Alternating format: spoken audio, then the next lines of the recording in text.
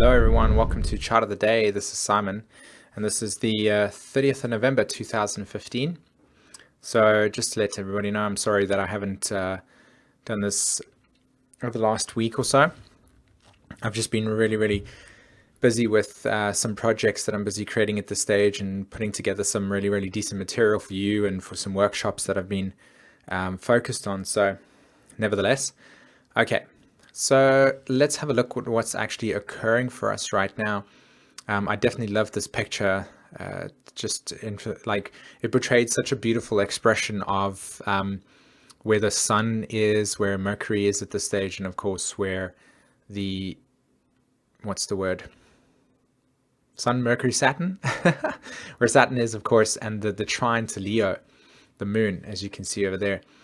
You can see that the moon is in Leo, as you can see, and the sun's in Sagittarius, and it's making that beautiful trine. And it was like nature, Mother Nature, organic, and the sun, the moon in Leo, this beautiful creativity that you can see through that picture there, very vibrant and display orientated.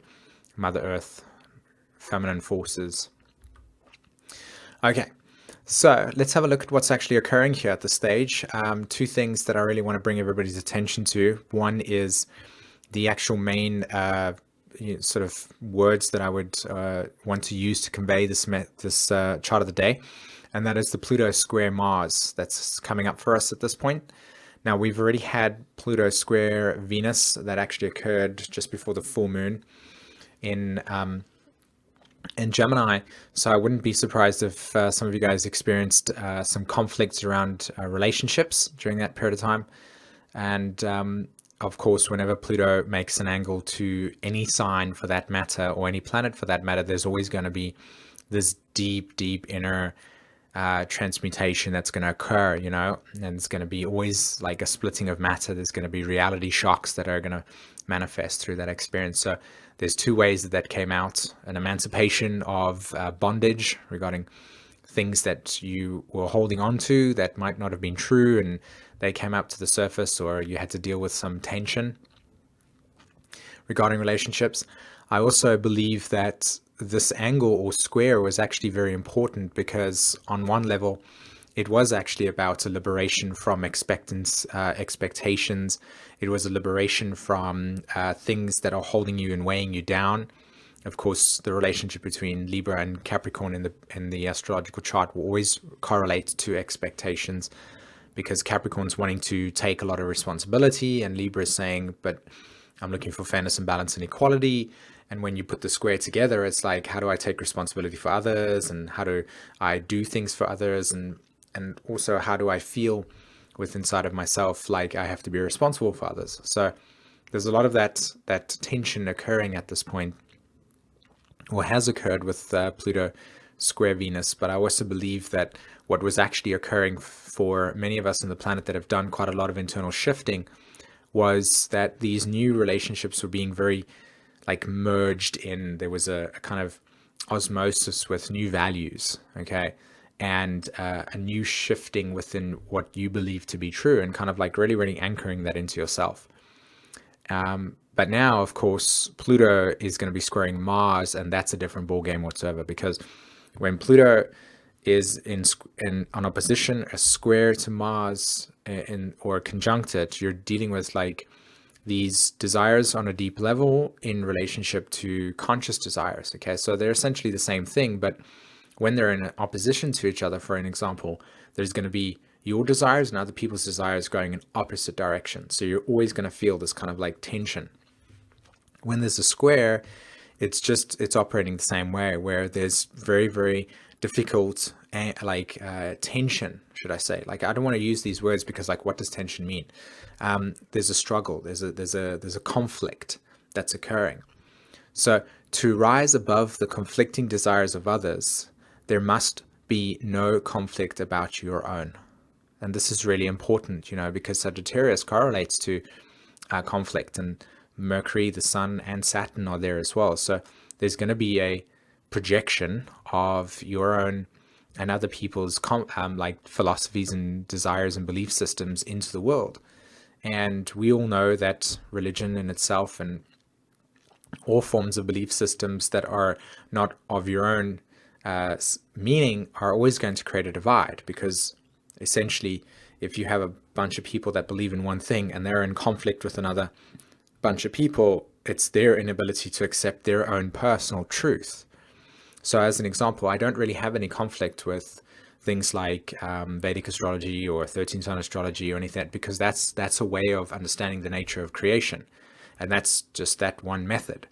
Evolutionary astrology for me is just a way to interpret the nature of the soul working in this dimension. It's still a limitation because it's still a perspective that is holding me in an idea of what this is about. And so at the moment, with these planets that are occurring right now, with Pluto square Mars and the Mercury, the Sun, and Saturn all there in Sagittarius, there is going to be that deep down tectonic shifting regarding where the conflict is in you.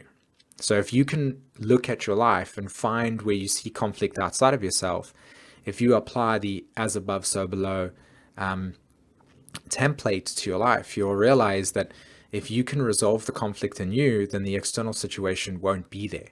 Now, I know immediately, as I said that, my psychic things came up with, yeah, but so how does that work when it comes to war?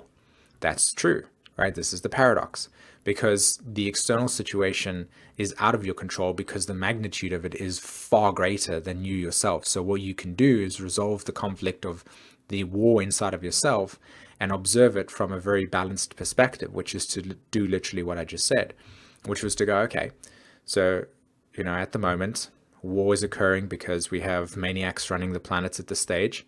You are a part of it in the sense that you're part of the planet.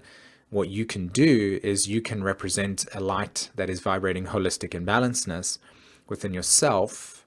Okay, does everybody see where I'm going with this as an example of how to understand Pluto square Mars and the Sagittarius stuff? To create wholeness and balance in yourself by realizing that you literally do not have the capacity to go into the White House and all that type of stuff, as an example, or to Britain or to wherever the wars are existing, and have any effect singularly. But what you can do is start creating specific awarenesses around yourself and around other people, etc., and hold space within yourself of what you believe to be true, and just sharing that, not projecting it, i.e. not telling them how it must be, but just sharing questions regarding that. So as an example, I had a discussion today, right, that could have been easily a conflict with a person that was telling me that drinking cow's milk was a great idea. And I said, well, this is an interesting perspective. However, it's confusing to me because it feels like if you had to observe a pig drinking cow's milk in a farm yard, would that not sort of create a slight disturbance within your mind because it looked odd? And the person was like, yes, of course that would be the case. So why is it that if you had to replace the pig with a human being, that seems okay? And in that moment, there was this realization that really, if you wish to create a sense of illumination within others and within the world, it's really just about asking questions that shift our perspective. Pluto square Mars, shift perspective, right, between expectations of others and your own definitions. And then the Sag, allowing for a deeper intuitive understanding of things to occur through the polarity point, which is Gemini, simply asking questions, allowing curiosity. Okay, does this make sense? So that's how I would tap into this energy of the day and also use this as a lesson to be able to move through your life applying this type of concept, or what this energy pattern is sharing with us today. Like, how can we use it? How can we integrate it? You know how much I'm for integration of energy into the physical body in order for it to actually be real, right? So as an example of what that would mean, that would actually be highlights and insights regarding the Neptune and Chiron direct that just recently occurred. Neptune and Chiron have now gone direct. Now we're in Pisces. They're both moving forward. And so we're re-inspiring ourselves in new directions regarding, how do we connect with Source? What is it all about? And of course, the nodes are now moving in there as well. So we're going to be dealing with a lot of inner and outer relationships and healing those things by coming to deeper awarenesses within ourselves about what is the nature of truth versus what is a separation that is being represented through falsity. Okay, so falsity would be the Neptune Chiron south node squares that will be occurring with Saturn this year. Okay. Now the sun and Mercury at the moment are actually making those squares to Chiron and to Neptune. So of course there's going to be that tendency at the moment to not only feel on a more mundane level, like the mind is, can't remember things, or there's total chaos, Neptune chaos, but also that there's going to be a tendency for information to come through in ways that are very insightful, but at the same time very unclear. So like, what's going on? At the same time, it's dissolving the nature of our reality. And so we can use this opportunity to dissolve old paradigms, shift old conflicts within ourselves, align ourselves with the totality of creation, and give ourselves a perspective and integrate it into the physical. This is what I was really wanting to get to, is that with this Virgo Pisces axis, it's how do we do the karma yoga? How do we access the knowledge within the universe and integrate it into the physical body so it becomes cellular memory? So today, 3 things, okay? Saturn, Sun, Mercury, all in Sag, conflict, okay? Philosophies.